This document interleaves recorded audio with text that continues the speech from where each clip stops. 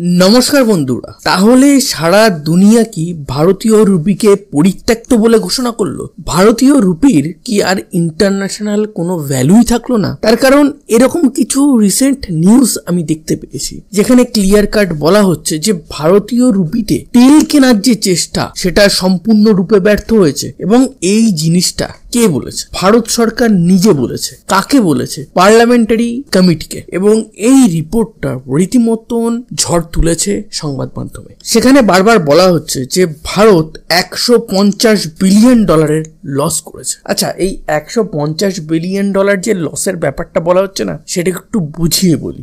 ভারত কাঁচা তেল কেনে $157 বিলিয়ন। এই জিনিসটাকে ধরেই বলা হচ্ছে যেহেতু আমরা রুপিতে ট্রেড করতে পারিনি তাই নাকি এটা আমাদের লস হয়েছে। কিন্তু আপনি বলবেন যে আরে ভাই, তুমি তো অনেকদিন আগে একটা ভিডিও বানিয়েছিলে যে রাশিয়ার সাথে ভারতের যে অয়েল ট্রেড হয়েছে তার কিছুটা পরিমাণ ভারত ইন্ডিয়ান রুপিতে দিয়েছে, সেই কারণে রাশিয়া আবার বলেছে যে এত এক্সেসিভ ইন্ডিয়ান রুপি আমাদের কাছে আছে, সেটা দিয়ে আমরা করব কি? এই টপিকে তো তুমি ভিডিও বানিয়েছো, জ্ঞানও দিয়েছো, তাহলে আজকে এই কথাটা কেন বলছো? এবং আজকে সরকার এই রিপোর্টটা দিয়ে কেন? তাহলে তুমি কি তখন ভুল বলেছিলে, না এখন গভর্নমেন্ট ভুল বলেছে? এই কথাগুলো আপনার মনে আসছে। আসুক, এই ভিডিওটা শেষে আপনার এই কনফিউশন গুলো ক্লিয়ার হয়ে যাবে। এরপর আসি যে নরেন্দ্র মোদীর অবস্থা কি সাদ্দাম হুসেন বা গাদ্দাফি এদের মতন হবে? আমি এই কথাটা কেন বললাম এটা একদম শেষে জানতে পারবেন। যে খারাপ কথা, যে ব্যাড নিউজের কথা আমি এতক্ষণ ধরে বললাম, সেটা পরশুদিন বেরিয়েছিল এবং কালকেই সন্ধ্যাবেলা নাগাদ আর একটা খবর আসে। সেটা ভারত এবং ভারতীয় রুপির জন্য একটা রেকর্ড। ডলার এবং ইউরো ছাড়া এই জিনিসটা সচরাচর খুব একটা কেউ করে উঠতে পারেনি। চাইনা চেষ্টা করছে, চাইনা কিছু জায়গায় সাকসেস হয়েছে, কিন্তু এইবার সেখানে ইন্ডিয়ার এন্ট্রি হয়ে গেছে। কিভাবে, কোথায় এন্ট্রি হয়েছে? ইউনাইটেড আরব এমিরেটস থেকে ফার্স্ট অয়েল শিপমেন্ট ভারতে এলো এবং যে অয়েল শিপমেন্টে প্রায় 10 লাখ ব্যারেল তেল ছিল এবং সেটা কেনা হয়েছে টোটালি ইন্ডিয়ান রুপিতে পেমেন্ট করে। ইয়েস, তাহলে আপনি বলবেন যে কালকে একটা নিউজ সম্পূর্ণ নেগেটিভ সেম টপিকে, আজকে একটা নিউজ সেটা সম্পূর্ণ একটা পজিটিভ। ব্যাপারটা কি? আরে ব্যাপারটা হচ্ছে ফেক নিউজ। ফেক নিউজ কিভাবে ছড়ানো হয় দেখুন। যে রিপোর্টটা কালকে বার করা হয়েছিল যেখানে বলা হচ্ছে যে ইন্ডিয়ান রুপি নিতে কেউ ইন্টারেস্টেড না, সেটা 2022 সালের ঘটনা। 2022 সালের রিপোর্ট 2023 এসে পেশ করা হচ্ছে। আর 2023 ইউনাইটেড আরব এমিরেটস প্রথম দেশ না যে ইন্ডিয়ান রুপিতে তেল বেচেছে। এর আগে রাশিয়া বেচেছে। রাশিয়ান ফরেন মিনিস্ট্রি ওপেন ভাবে বলে যে আমাদের কাছে এত এক্সেসিভ টাকা হয়ে গেছে, এটাতে আমরা করবো কি? তখন ভারত যুক্তি দেয়। তার সাথে সাথে আমিও বলি যে আপনি সেটা ভারতে ইনভেস্ট করুন। ভারত হচ্ছে ফাস্টেস্ট গ্রোয়িং কান্ট্রি। এখানে টাকা রাখলে সেটার ভালো ইন্টারেস্ট পাবেন। এখানে কোম্পানি বানান, কোম্পানিতে ইনভেস্ট করুন, যা খুশি করুন, হোয়াটএভার ইওর ইচ্ছা। তো ঠিক সেইভাবেই ওই নিউজটা ফেক ছিল। এইবার ডলার, এতদিন ধরে পেট্রো ডলার চল। পেট্রো ডলারটা কি 1974 সাল নাগাদ একটা নিয়ম চালু হয়, সেটা অনেক ডিটেলসে বলা যেতে পারে কিন্তু এখন বলবো না। জাস্ট এটুকুই শুনে রাখুন যে তেল যেই কিনুক না কেন মিডল ইস্ট থেকে, তাকে পেমেন্ট করতে হবে ডলারে। এবং সেই যে ডলারটা সেটা মিডল ইস্টের দেশগুলো আমেরিকাতেই ইনভেস্ট করবে। তো এই জিনিসটার মতনই আমি যদি বলি এবার পেট্রো রুপির চলন হচ্ছে। এই বিষয়ে আমি আগে ডিটেলস একটা ভিডিও বানিয়েছি, কিন্তু আবার বলছি, ইন্ডিয়ান রুপিতে রাশিয়া, ইউনাইটেড আরব এমিরেটস এরা তেল বিক্রি করছে, ভালো কথা। এবার এই টাকাটা দিয়ে তারা ভারত থেকে জিনিস কিনবে অথবা ভারতেই তারা এই টাকাটা ইনভেস্ট করবে। তো ঘরের টাকা ঘরে ফিরে এলো, হ্যাঁ কি না? তো $157 বিলিয়ন যেটা আমাদের ফরেক্স রিজার্ভ থেকে বেরিয়ে যেত প্রত্যেক বছর, তার কিছুটা প্রফিটেবল জায়গা তো আমরা আসবো। কিছু বিলিয়ন্স অফ ডলার ইন্ডিয়ান রুপির জন্য তো আমরা বাঁচাতে পারবো এবং এর ফলে ইন্টারন্যাশনাল ট্রেডে ইন্ডিয়ান রুপিকে জাস্টিফাই করতে পারবো।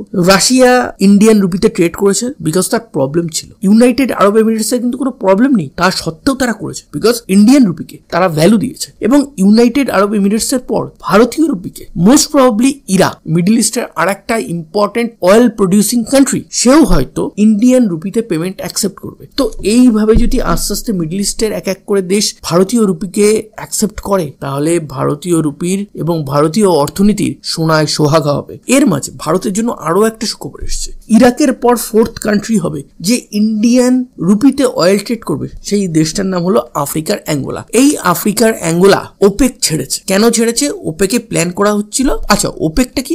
অয়েল প্রডিউসিং কান্ট্রির একটা সংগঠন। তেলটা কতটা প্রোডাকশন হবে, কতটা দাম বাড়বে, কতটা দাম কমাবে, সেই সমস্ত কিছু এদের উপর ডিপেন্ড করে। তো এরা চাইছিল প্রোডাকশনটাকে কাট করে ডিমান্ড অ্যান্ড সাপ্লাইতে একটা প্রবলেম ক্রিয়েট করে তেলের দামটাকে সিনথেটিক্যালি বাড়ানো। সেই জিনিসটা অ্যাঙ্গোলার মতন ছোট কান্ট্রির প্রবলেম হচ্ছিল।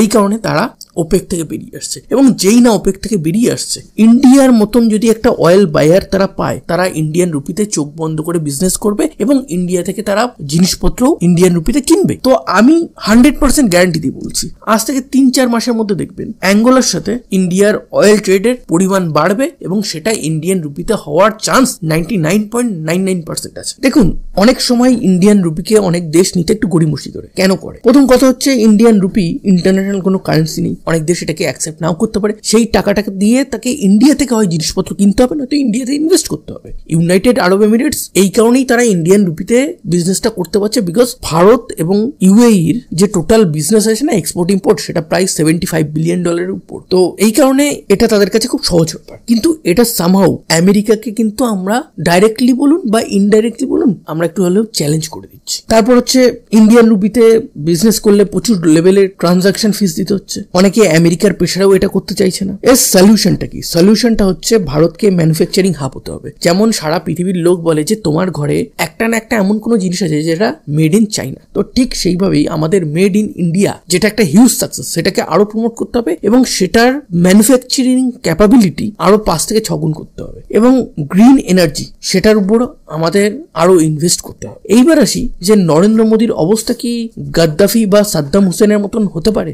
গাদ্দাফি এবং সাদ্দাম হোসেন কি করেছিল জানেন? সাদ্দাম হোসেন বলেছিল যে আমি পেট্রো ডলারের জায়গায় ডলারে কিছু পেমেন্ট করব না, আমি ইউরোতে পেমেন্ট করব বা ইউরোতে পেমেন্ট নেব। এইটা নিয়েই আমেরিকা এবং সাদ্দাম হোসেনের মধ্যে রাগারাগি হয়। তারপর তো জানেন সাদ্দাম হোসেনের ফাঁসি হয়। আমি ইন ডিটেলসে যাচ্ছি না, ডিটেলসে গেলে প্রচুর গল্প, 2 ঘন্টা লেগে যাবে, আপনারা শুনবেন না। গাদ্দাফির কি হয়? গাদ্দাফি প্ল্যান করে কি, ডলার যেমন একটা ইন্টারন্যাশনাল কারেন্সি আছে, আমি আফ্রিকার জন্য একটা আলাদা কারেন্সি বার করব, এবং আমেরিকা এতে ভীষণভাবে খেপে যায়। তারপর তো গাদ্দাফির কি হয় কম বেশি আপনারা সবাই জানেন। তো নরেন্দ্র মোদী কিন্তু ডাইরেক্টলি পেট্রো ডলারকে চ্যালেঞ্জ করছে, যেটা অ্যাকচুয়ালি আমেরিকার ইকোনমি, আমেরিকার মিলিটারিকে একসাথে চ্যালেঞ্জ করার ইকুয়াল। তো সেই হিসাবে নরেন্দ্র মোদীর অবস্থা কি এরকম হতে পারে? দেখুন, প্রথম কথা, এই গাদ্দাফি, সাদ্দাম হোসেন এরা কোনো ডেমোক্রেসির প্রাইম মিনিস্টার বা প্রেসিডেন্ট ছিল না, এরা ডিক্টেটর ছিল। এদের পিছনে এদের দেশের মানুষরাই এদেরকে সাপোর্ট করতো না। উল্টো দিকে নরেন্দ্র মোদী একজন ডেমোক্রেটিক লিডার, তার পিছনে 140 কোটি ভারতীয়র হাত আছে, এবং ভারতের ইকোনমি এবং লোকেশন লিবিয়া বা ইরাকের থেকে ফার ফার বেটার। তারপর